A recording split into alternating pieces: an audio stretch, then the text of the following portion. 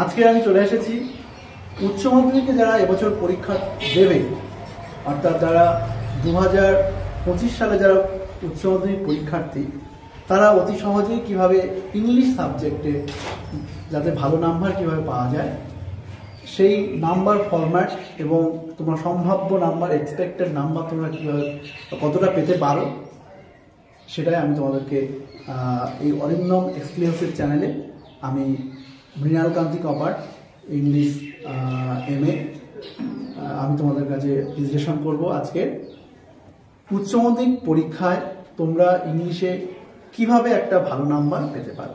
তো চলো আমরা চলে যাই।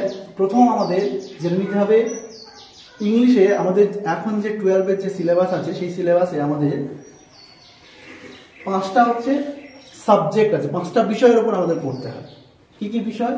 প্রথম হচ্ছে প্রোজ, তারপরে পোয়েম, তারপরে ড্রামা, তারপরে হচ্ছে গ্রামার, তারপরে রাইটিং। এই 5টা বিষয়ের উপর আমাদেরকে কিন্তু সারা বছর ধরে পড়তে হবে। প্রোজ যে সেকশনটা আছে সেখানে আমাদের MCQ প্রশ্ন পড়বে, অর্থাৎ টিক মারা প্রশ্ন পড়বে 4টে 1 নাম্বার করে, SAQ-তে পড়বে 4টে 1 নাম্বার, LAQ পড়বে 2টো 6 নাম্বার। তো আমরা সারা বছর ধরে আমরা এখানটা যে আমাদের 5টা যে প্রোজ আছে, সেই 5টা প্রোজ যদি আমরা খুব ভালো করে পড়তে পারি, রিডিং বা পড়ি, বই লাইন ধরে আমরা পড়ি, সেখানে কিন্তু আমাদের MCQ-তে 4-এর 4 পাওয়াটা কিন্তু আমাদের কাছে কোনো ব্যাপার হবে না। যারা একটু সারা বছর ধরে যারা পড়াশোনা করবে তারা এখানে কিন্তু MCQ-তে 4-এর 4 পাবে।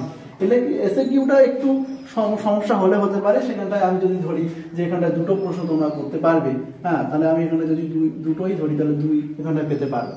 বড় প্রশ্ন এখানে শর্ট 1+1+2 এইভাবে প্রশ্নগুলো পড়ে।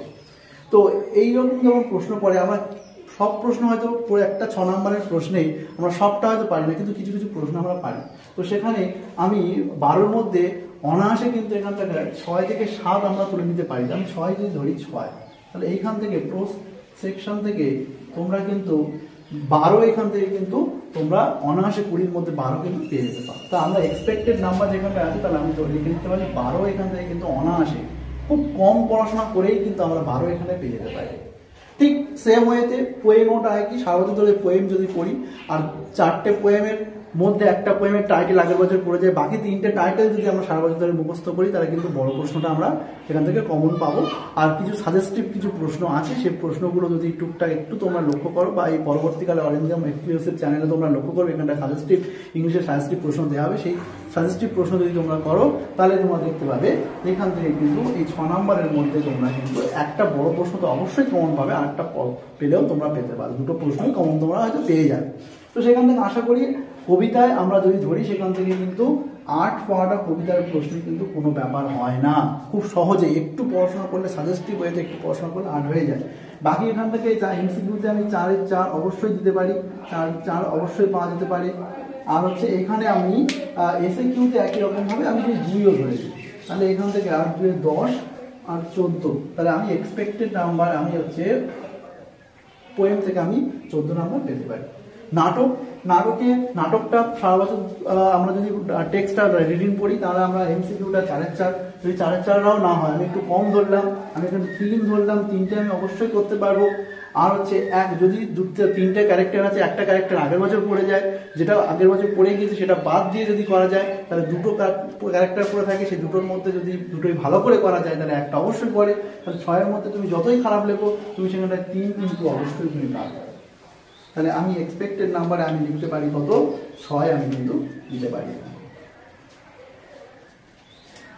বাকি থাকছে গ্রামারে আমরা সবসময় গ্রাম বাংলা ছেলেরা খুব দুর্বল হয়, বা অনেক ছেলেমেয়ে অনেক গ্রামারে দুর্বল হয়, মাধ্যমিক গ্রামারে আমরা ভালো করে শিখি না, এই চেষ্টা ওই জন্য আমাদের সমস্যা হয়। তো যাই হোক, গ্রামারে কিছু সালের গ্রামার যারা 6 ইয়ার বা 5 ইয়ার গ্রামার যারা যদি একটু মুখস্থ টাইপের করে যেতে পারো বা দেখে যেতে পারো, তারা কিন্তু প্রায় 60 থেকে 70% গ্রামার কিন্তু তাদের জন্য কম আসে।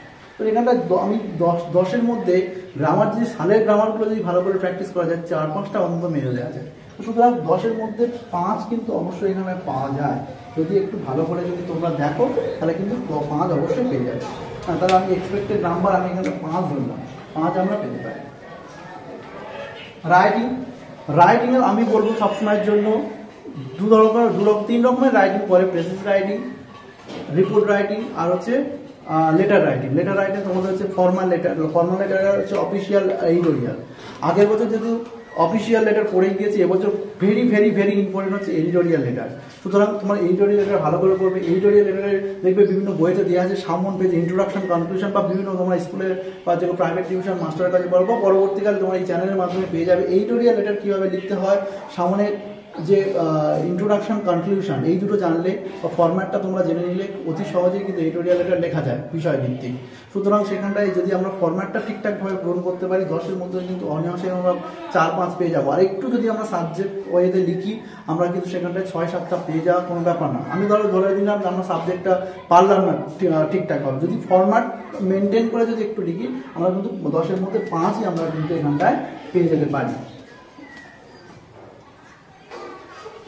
তাহলে দেখবো আমরা সর্বশেষে আমরা একদম সায়েন্টিফিকভাবে আমরা যদি বিশ্লেষণ করি, তাহলে বিশ্লেষণ করে আমরা যে এক্সপেক্টেড নাম্বার আমরা যে পেলাম, সেখানে আমরা কত হচ্ছে দেখো, 5-5-এ 10, 16 আর ওদিকে 14, 16-14 তোমার হচ্ছে 20, 30 আর হচ্ছে তোমার হচ্ছে এদিকে 12, হ্যাঁ 40, 42, আর স্কুল থেকে তোমাদের প্রজেক্টে আছে যদি ধরে নিই আমি 18, হ্যাঁ তাহলে 50 প্রায় 60। তাহলে আমাদের কিন্তু 60% ইংরাজিতে নাম্বার পাওয়াটা কিন্তু কোনো ব্যাপার হবে। 60% নাম্বারটা আমরা কিন্তু অনায়াসেই পেতে পারবো আমরা 60% নাম্বার। এই ওয়েতে পড়লে ইংরাজিতে 60%, এইচএসের 60% নাম্বার পাওয়াটা কোনো ব্যাপার হবে না, খুব ইজিভাবে 60% নাম্বার পাবে। এবার এর থেকে বেশি যারা একটু ভালো করে পড়াশোনা করবে, একটু বুঝে পড়াশোনা করবে, আরও বেশি নাম্বার পাবে, আরও তাদের জন্য ভালো হবে।